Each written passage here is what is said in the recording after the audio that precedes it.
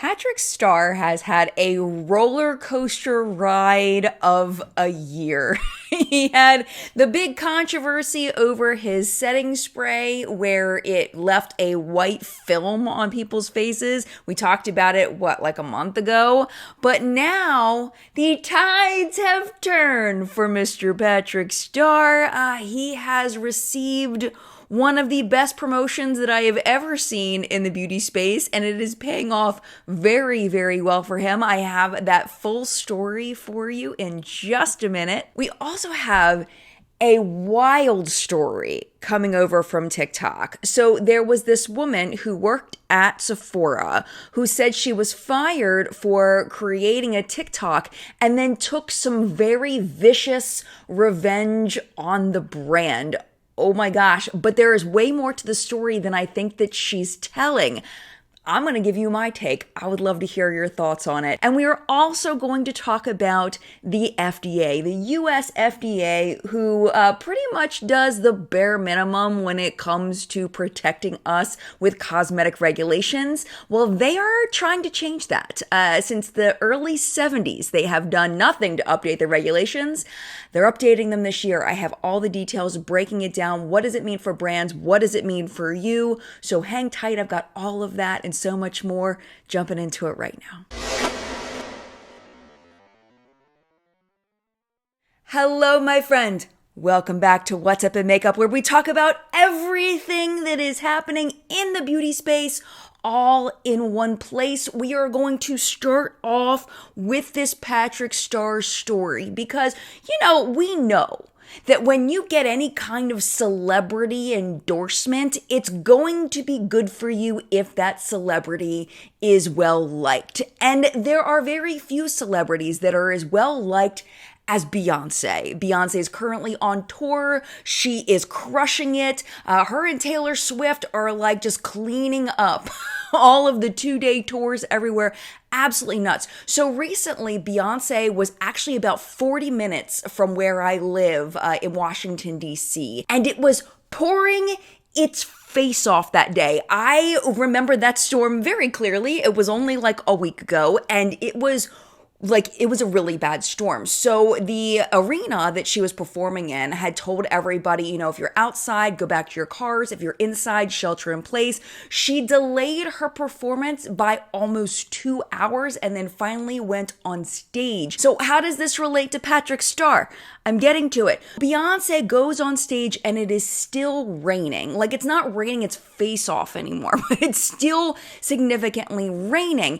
And she looks gorgeous, as she always does. She looks fantastic. Well, after that show, Beyonce's makeup artist took to Instagram to share what Beyonce was wearing on her face that day. She happened to be using Patrick Starr's One Size setting spray that claims to be waterproof. Patrick has shown it in the pool. It's very, very well loved, this setting spray. And all it took was this makeup artist. His name is Raquel Lizama.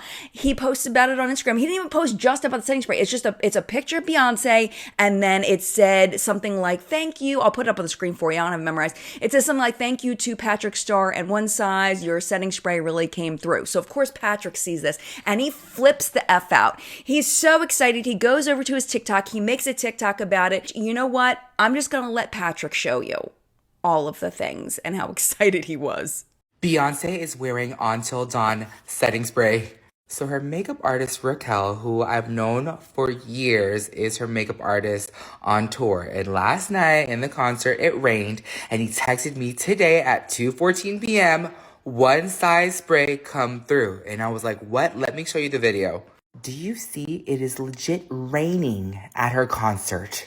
And I'm going to show you what he captioned on his Instagram. You see, it says Washington, D.C., night 2. Oh my gosh, and it says right here, built for the elements. Rain or shine, B did her thing. At Beyonce. Shout out to Neil on the hair. This is where I'm dying right now. It says, Patrick Starr, I love you. Your spray helped us get through the show at One Size. Oh, and also, guys, I said Do you need more or what? He goes, I have enough to get me to Vegas. Can you bring me some there? Yes. And he goes, the dancers love it too. And I said, say less. So I guess I'm going to Vegas.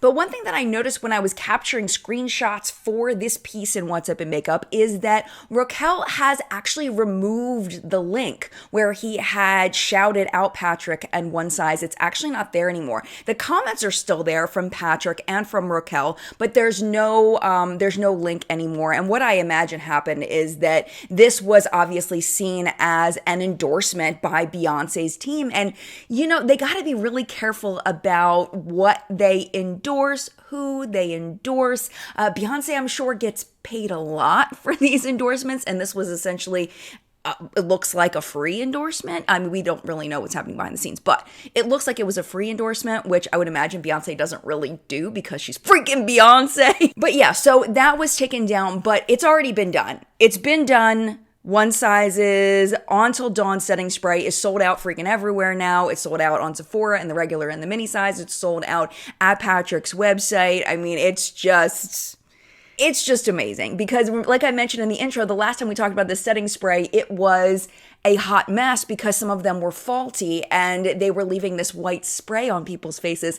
And can you imagine if this makeup artist accidentally sprayed that on Beyonce's face right before she went on stage? Thank God. It did not happen. I can only imagine. Oh my gosh. So congratulations to Patrick and the team over at One Size. So exciting for them. And just as a little side note of awesomeness to Beyonce, she actually paid $100,000 in order to keep the DC Metro transit system open for an extra hour so that people could safely make it home from the show because the show was delayed so much. Having traveled in and out of Washington, D.C. many times, the best way for someone that doesn't live in DC to get in and out is to take public transit. It's a nightmare to drive down there. So I'm sure a lot of people would have been really screwed if Beyonce hadn't done that. And I just think that that's freaking amazing. And this is just such a happy story. I love happy stories on What's Up in Makeup. Once you start looking into cosmetic regulations here in the US, you start to realize that the FDA really doesn't do a whole lot to protect the consumer against things that are going wrong with cosmetics. No cosmetics have to go through any kind of screening before they hit the shelves. Brands can claim whatever the heck they want as long as it isn't something that changes the physical composition of the skin. There's just so much going on where I feel like the FDA needs to step it up. Like I mentioned, they haven't updated the regulations since 1972, but that is all changing, my friend. That is all changing, and I'm about to break it down for you. Some of that stuff that I just mentioned is not getting addressed, but there are some very important things getting addressed. The voluntary cosmetic registration program, the one that's been going on since 1972, that has officially been shut down. You can't even apply for that anymore. Like the title of that suggests, though, it was voluntary. So a lot of brands didn't even do it. Like it was just one of those things, like you could do it or not do it. So it didn't give the FDA a complete picture of what was happening. And I think that's where they saw big problems. So now there's this new guidance that is being put in place, and there's a draft out of that people can still comment on. The goal of the guidance is to help cosmetics companies know how to comply with new requirements. The days of voluntary are over. They're not asking anymore. They're telling. Nothing from the old system is being transferred. Brands have to start from scratch with this. This is going to include pretty much all cosmetics. So makeup, nail polish, shaving creams, other grooming products, perfumes, face and body cleansers, hair products, moisturizers, and other skincare products. So what is happening? Here's the breakdown. The FDA now has the authority to require manufacturers to submit cosmetic product listings, including a list of ingredients used in the products, or register the facilities where they were produced. I think why they're giving them the choice is that some factories have just stock formulas that they pretty much send out. So they basically want to have access to how these cosmetics are being formulated and what is in them. So you either need to tell the FDA what you're doing, or you need to let them know what manufacturing facility they are being created in so that they can have a link to finding out this information if they need to. Registration and listing of cosmetic product facilities and products will become a requirement later this year. This will make it easy for the FDA to track problems that are coming out constantly from certain manufacturing facilities, aka oxygen development, which was where Jaclyn Hill's hairy lipsticks came from, that have had multiple problems over the years, but it can't really be tracked because the FDA hasn't been tracking it. Now they can. Hopefully Oxygen's cleaned things up. We don't know. We don't know what was happening with the dogs walking around the lab and all that. Hopefully they've cleaned it up, but if they haven't, the FDA is now going to be able to track that. There are some exemptions for certain small businesses under this draft guidance. So if you are a small business, you can look into that more on the FDA website.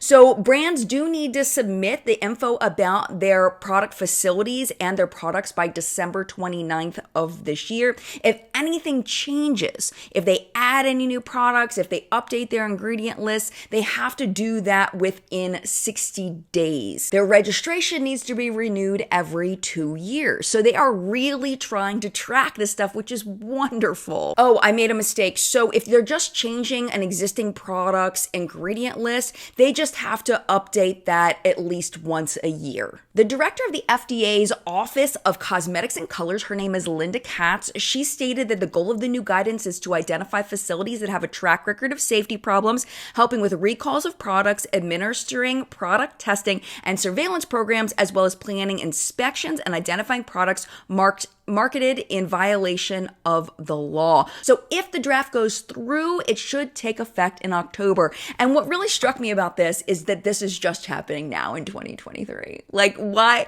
I don't know why it took so long, but I'm not going to complain because I'm just thankful that it's happening. And hopefully this will then lead to even more regulations to protect the consumer. Class action lawsuits in the US happen all the freaking time. There's so many of them.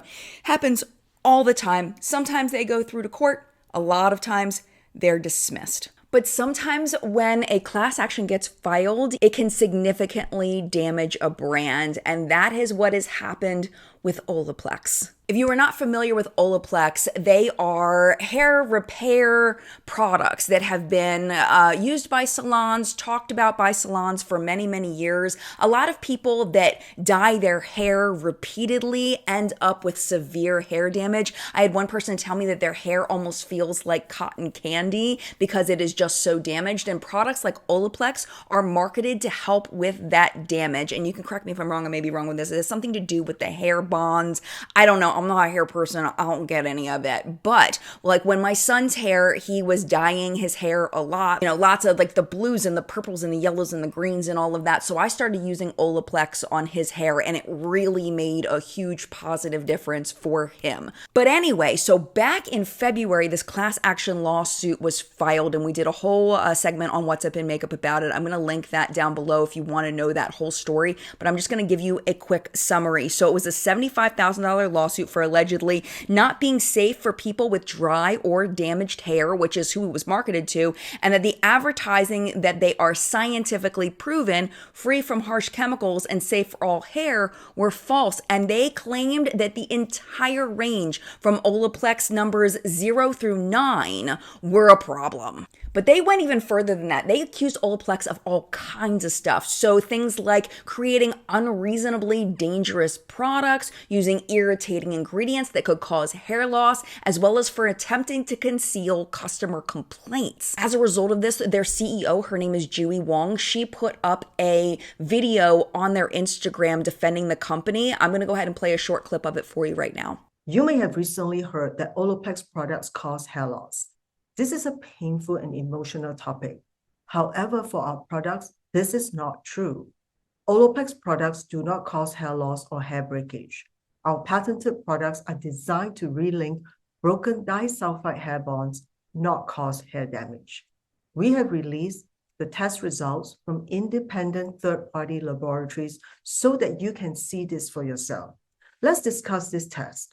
We use industry standard human repeat insult patch test, HRIPT. which are human clinical tests to ensure that each of our products does not cause skin irritation, inflammation, or sensitivity.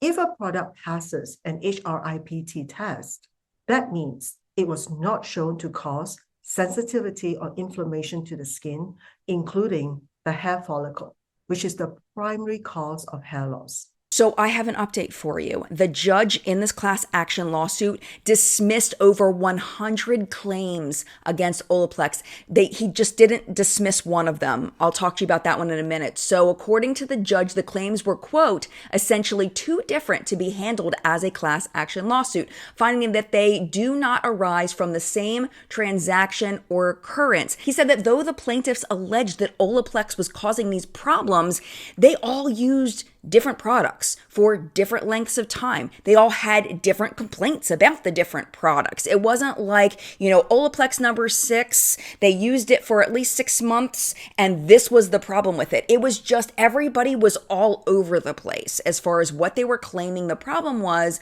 with so many different Olaplex products. So that's why he dismissed them. The only one he did not dismiss was the original person. Instead of dismissing it, he directed her to file an amended complaint by July 31st, but instead, the plaintiff voluntarily dismissed the action without prejudice, which I always get this wrong, but I believe that means that she can bring it back to court if she wants to. He actually dismissed all of the other ones himself without prejudice. When I originally ran the story, when this dropped, it was very mixed in the comments. Some of you were saying that you didn't like Olaplex, that it didn't do good things for your hair. But if I remember right, the majority of people, maybe not the vast majority, but the majority of people who talked about it said how much Olaplex helped them. But it looks like the damage has been done to the brand. I mean, we don't know. It's not in a vacuum. We don't know whether it was the class action that did this, but this is what is actually happening. Olaplex Holdings Inc.'s shares sank as much as 27% in pre-market trading after they announced their expected fiscal sales for 2023, a drop from a projection of 530 to 630 million in sales to 450 to 465 million dollars in sales. Dewey put out a statement about this. She said that retail channels experienced slower demand and some customers right-sized their inventory positions in response to current trends. So I guess my, non-businessy brain is like, basically people just weren't, there wasn't as much demand for the product and their products just weren't as trendy as they once were. Dewey also said publicly that she plans to increase marketing investments and remain focused on stabilizing demand for the second half of 2023. So hopefully she'll be able to get her sales up. I mean, even if it ends up at $536 million in sales, which is their low end, that's still a lot of freaking sales. It's just not as wild as it once was. And it may be this class action lawsuit that contributed to that. I mean, we don't know. She didn't say it was a class action lawsuit, but it could be part of it. So I did want to give you the update on that, and I will keep watching it to see how Olaplex pulls it through for the rest of the year.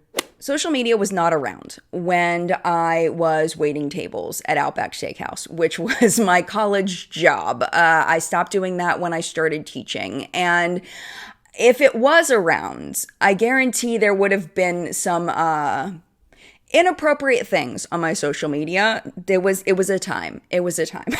If you've ever waited tables and stayed up till 5 a.m. with your coworkers, you know what I'm talking about. But when I was teaching, we had to sign a contract. And in that contract, we had to basically agree that we would not do anything on social media that we wouldn't do in the classroom. That included drinking. That included showing skin, like in a bathing suit. That included saying cuss words, like all kinds of stuff like that. That's why I didn't cuss on my channel for the longest time. Now, I don't know. I asked on Twitter, but nobody answered me. I don't know. Do people at Sephora have to sign some kind of social media contract as far as what they can and cannot say, can and cannot do in order to work at Sephora when it comes to their social media presence?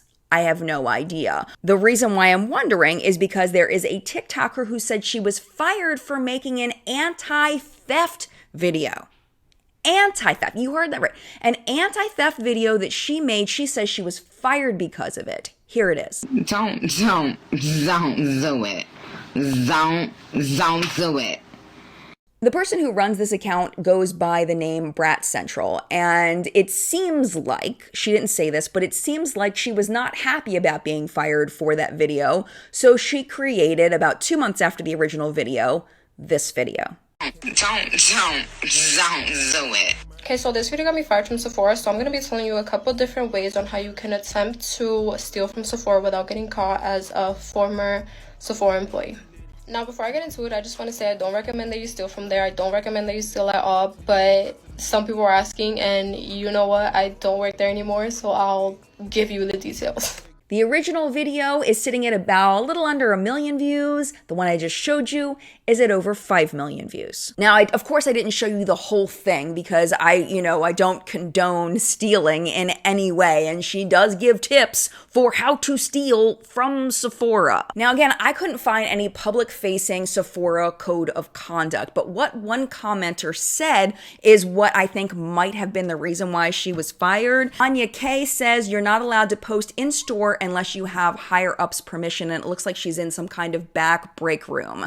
I also found some other things on her TikTok that may have led to her being fired. In one clip, she brags about taking an extra long break.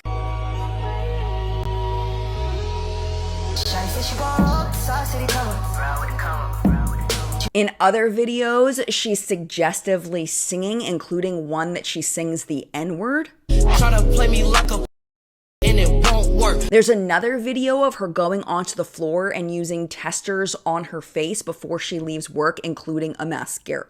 Of course I'll be pushing they buttons. I hold up control like the gamers. Like keep it a stat. Bitches is asking for keeping it crap. One person questioned this because she doesn't have a super huge following, but one person questioned this and she responded, "I did, and I'm still alive." That's gross. When she was asked about singing the N-word, she just didn't respond to that one. Do we know why she was fired? No, we don't. I would dare to guess that she wasn't fired for making an anti-theft video. I don't think that's what it was. That's just my opinion, though. I'd love to know your thoughts down in the comments. If you live in the state of Missouri, I know it's probably not a ton of you, but if you live in the state of Missouri and you have shopped online at Sephora, this story is specifically for you. If you live somewhere else, you might also find it interesting, but specifically, Missouri, shopped online at Sephora, they might owe you some money, because apparently they overcharged thousands of customers, according to a settlement in a class action lawsuit. The lawsuit claimed that Sephora charged higher state tax to some Missourians who ordered products online or over the phone between, listen to these years, March 1st of 2015 and June 30th of 2021. Sephora denied the claims but agreed to the $1.77 million settlement, and payments are going to be made soon. To be included, you just have to have purchased at least one personal retail product from Sephora through the company's website or in another remote way where Sephora calculated the tax due. The item needed to be shipped from a location outside of Missouri to a Missouri address because that was where the issue was, and it's because you paid a higher tax than the normal rate. Anyone who returned products for a refund between those dates are not included in the settlement, of course, because you've already gotten your refund. If you were affected, you don't need to do anything. Sephora is doing everything. You will just see the refund hit your bank account. And it's so funny because I saw this, and before I realized it was online only, my first thought was like, oh my gosh, I actually shopped at a Sephora in Kansas City, Missouri for a meetup that I did back in 2016 where I bought the Jaclyn Hill Becca face palette. Just left Sephora and we all bought, did everybody buy something? Almost everybody bought something, almost. So I broke down and I got the Jaclyn Hill palette, the highlight face palette, and I got a Laura Mercier eyeshadow in African Violet, and I'm so excited, and it's Sarah's fault. And the guy that worked in Sephora, it was his fault. What was the Adrian. Hi, Adrian. And then Sarah, what'd you get? I got it too. Yeah. He sold me. He totally sold me. But then I realized it was just online and it didn't apply to me. But it just brought me back to a different time in 2016 when I was a big Jaclyn fan. Times change, my friend. Times change. And I'm not getting my change back from Sephora because I didn't buy it online. All right, my friend, let us move into the product report. Of course, as always, any links in the description box may be affiliate links. If you click on them and purchase something, I may earn a small commission for a referral from you. So if you do use those links, thank you so much. It really does help support the channel. Let's go ahead and talk about what is happening in the beauty space, starting with influencer collabs. Let's talk about Kackie Reviews Beauty, who I met in Charleston when I went on the trip there for Creators and Friends. I honestly didn't spend a ton of time with her, but I did have a couple of good conversations with her about things. She is very spicy. She's just the way she is on camera, in person. Really looking forward to hanging out with her again at some point, hopefully at the next Creators and Friends trip in New Orleans. That would be amazing. I'm not sure if she's going or not. But she just did a collab with a company called Finding Ferdinand. It is the Summer Abroad collection. And I have not heard of Finding Ferdinand except for through Kackie. So I think it's a really smart move on Finding Ferdinand's part. I mean, I'm sure that they have their own fan base. I'm sure there are a lot of people, probably people watching this video, that do already know about them. But what I'm saying is it just casts a wider net. It gives a wider reach to places that they may not have heard, people may not have heard of, like me. So anyway, what did she come out with? She came out with 6 cream cheek products and a lip gloss. The cheek products, there's 3 shades of coral and 3 shades of beige that vary in depth. The clear lip gloss they describe has fine gold and silver glitter that gives you a lip enhancing effect and smells like, this is where they got me, limoncello. I do not own a lip gloss that smells like limoncello. I want a lip gloss that smells like limoncello. So what did Jen do? Jen went on and purchased. So I got some of the cheek products, I got the lip gloss, and I'm really looking forward to trying them. You can get the full set of everything, of all 6 cheek products and the lip product, for $165. And one thing that's really cool is when you go to check out, let's say you click on the whole set, right? And it's got everything in it. You click on each item and put them in individually. So as you start adding things to your cart, discounts start coming off as far as the different combinations of products that you're getting. So it's actually, I've never checked out at a website like that before. And I thought it was really cool because you could see as you added product, different discounts happening, your discount going up as you added more product. And of course, your total's getting bigger too, but your discount changes. Instead of just clicking on a bundle, you know what I'm saying? Instead of just clicking on one thing, cart, done. That way you can choose all your shades and everything. So congratulations to Kackie. I'm so excited for you and I can't wait to try the products. Moving on, let us talk about Lunar Beauty. This is the Luniversal Setting Powder. It's $28, comes in 4 shades, and it does come with a thick puff. And the first thing I thought of, did you think of this? Is it looked like the Tati Beauty puff.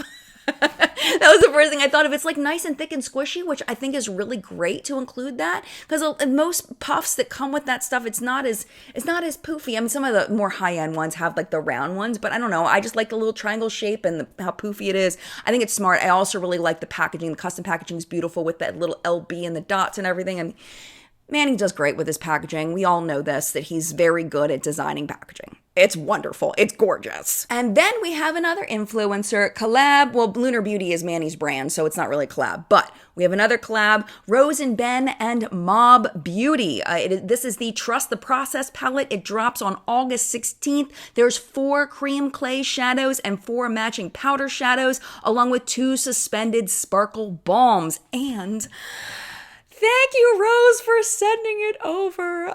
This is what's on my eyes today. We're going to talk a little bit about this in PR Purchase Product of the Week. This look is actually inspired by Rose's look that she has up on her Instagram right now. I tried my best.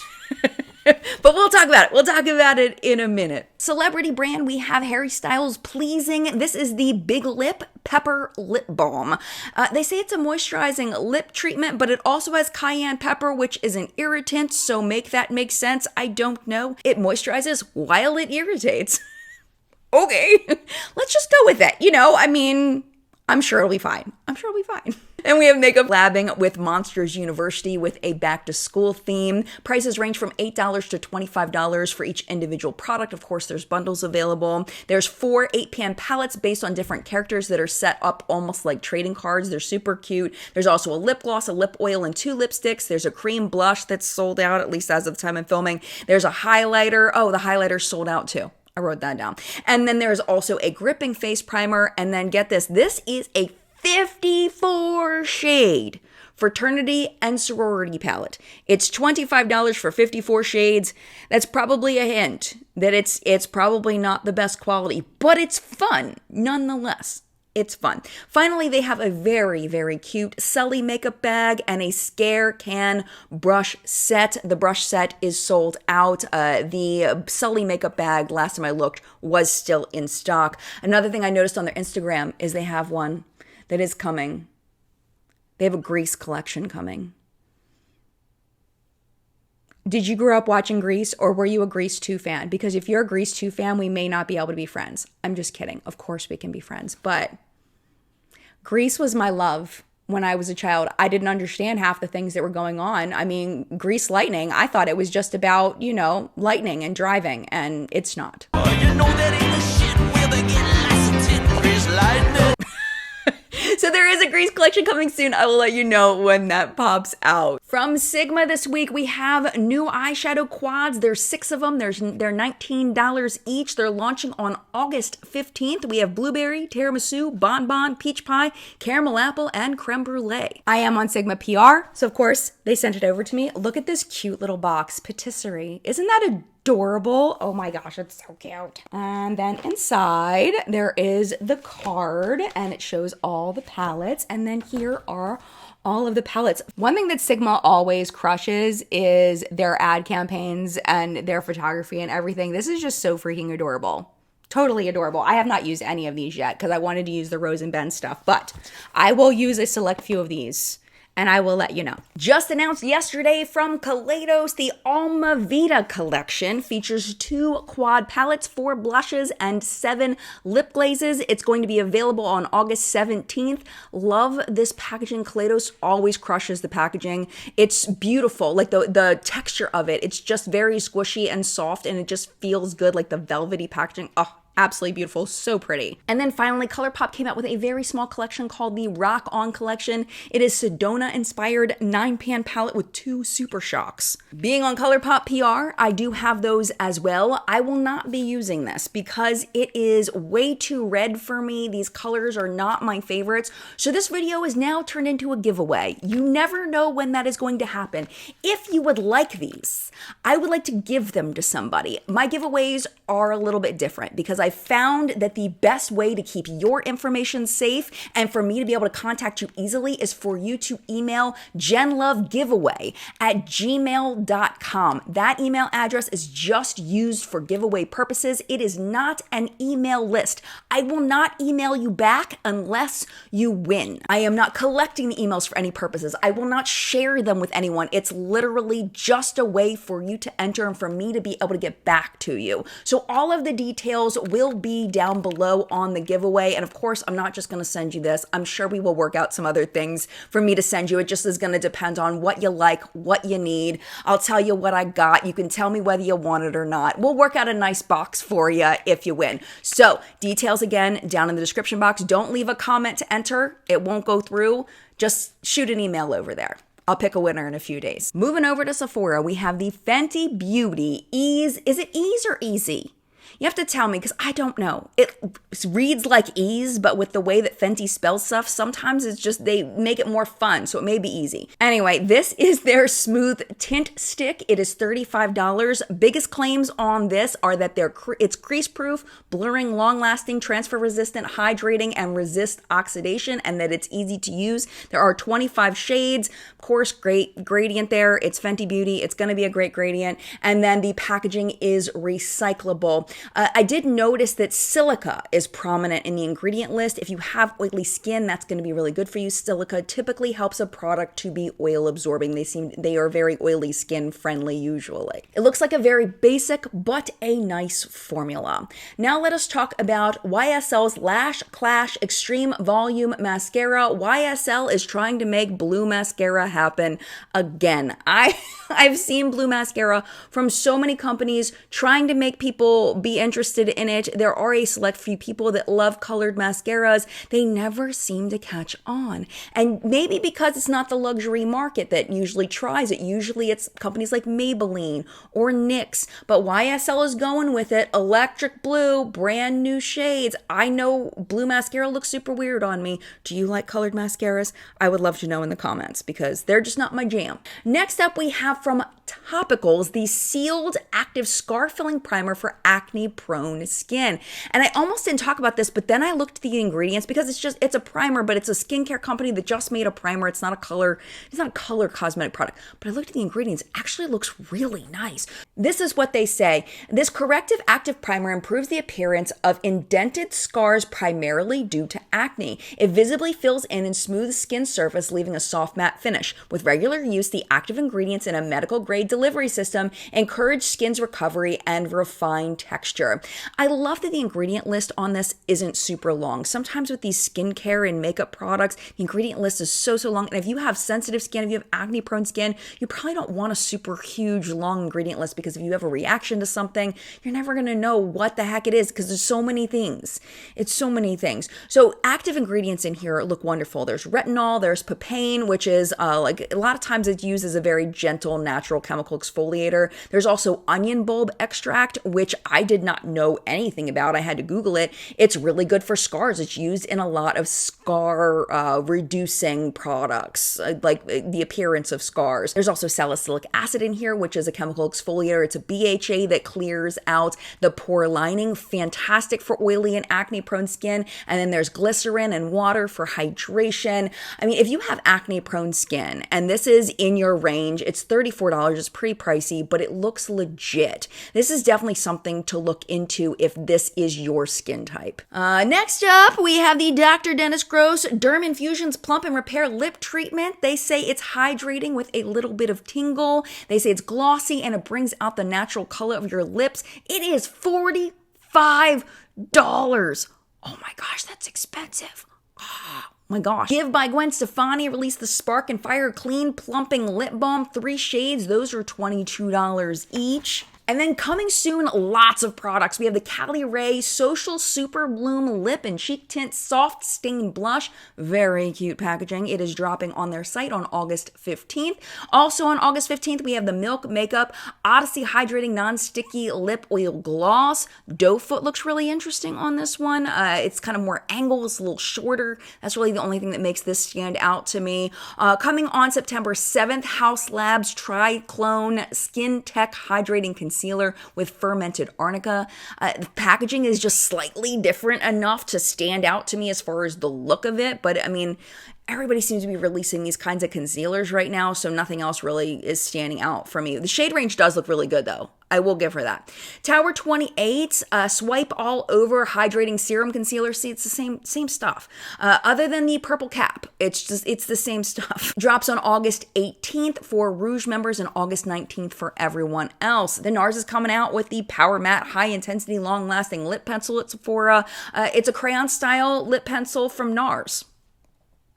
September 1st, if you are interested in it. This is a company called Mango People, which I'd never heard of. They have these sticks, okay? It's giving me a little bit of Bite Beauty vibes. And in the video, it's got like where it like clicks down, like you put it down, it like clicks closed when you do it, which is a more, it just feels more luxe, those kinds of packaging. I would imagine it's a little bit heavier than like a cheaper packaging because it does have that magnet in there. The woman who owns it is of South Asian descent, so she has chosen to put Ayurveda into the brand marketing for her products. We have the Dewy Glow Cream Highlighter Stick, the Sun Kissed Cream Bronzer Stick, and the Mango Cream Blush and Lip Multi-Stick. There's 3 shades in each formula, light, medium, and deep. They do launch at Sephora on August 18th. And then just one product that's at both Ulta and Sephora this week, the Nude Sticks Nudies Matte and Glow Core All Over Face Plumping Peptide Blush, 5 shades there. This is so interesting. So they've got blush on the outside, and then the inside is a core of highlighter. So I'm sitting there thinking, like, as I'm applying this, I am, maybe doing this, and I'm going to have blush with a highlighter in the middle, which is weird, which is probably why nobody's done this yet. But what's going to end up happening is people are going to end up just blending them together. So in the end, it's going to be a shimmery blush when it comes down to it, in my opinion, unless you specifically target it, and try to make it not like that. And not that that's a bad thing, but the core thing seems like it's a way for the product to stand out, to look different than other products that are just shimmery blush sticks on the market, which I think is pretty smart. And then just one product looked new over at Ulta. We have the Live Tinted Hue Skin Serum Concealer, 20 shades, real nice gradient. All right, let us talk PR, purchase product of the week. So I used this today. This is the Mob Beauty and Rose and Ben palette. This is what she really looks like. Because I'm going to show you a picture that's not quite as flattering because I want you to see her eye look. That's what I tried to do. This is what I tried to do. And I think I did okay. It's fine. Hers, I think, looks prettier. It's trust the process is her whole thing. And I don't know if I know how to use this to be 100%. I'm going to wait for more tutorials. I think she did an Instagram story yesterday, but it's no longer available, so I just kind of winged it. But I did have fun with it, and I did find that the creams were pretty easy to blend. I think I went back and forth too much with the cream and the powders, and it started creasing, but that was my fault. Like, I should know better than that. That was my fault. That was dumb. But overall, just a really lovely experience playing with these for the first time. This is a total first impression. I have not used them except for today. I do want to show you the highlighters. They are in like a very slippy base here. It's very slippy, and they are just topper shades. There isn't a ton of pigment to them. So I just wanted to make sure that you knew that and saw that, to make sure that was, what you knew you were buying. These shades over on the side are the powders, and then there's matching creams here. And I did find that the creams were very easy to apply. They blended out really nicely. Powders also very easy to apply, very pigmented. So thank you so much, Rose, for sending this over. I'm going to keep playing with it, and I'm looking forward to tutorials, because even though I did trust the process and it's fine, I do think I need to learn a little more about the process, because I'm just not that skilled.